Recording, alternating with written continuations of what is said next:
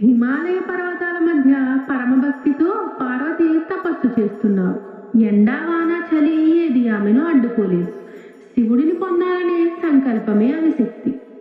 మన్మధుడు శివుని ధ్యానాన్ని భంగం చేయడానికి మన్మథ బాణాన్ని వేశాడు.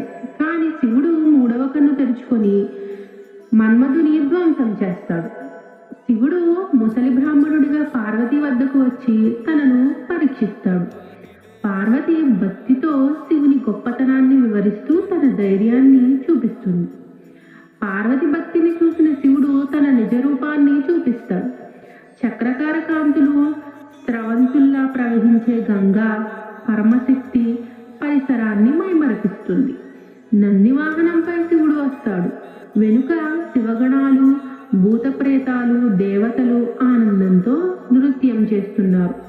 హిమాలయ నగరం ఆశ్చర్యంలో తరువాత శివుని లీలను అర్థం చేసుకుంటుంది.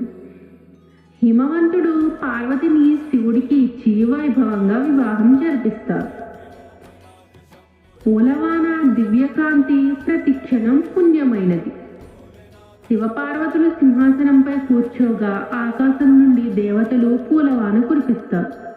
భక్తికి, ప్రేమకు, సంకల్పానికి పరమస్ఫూర్తి ఈ దృశ్యమే.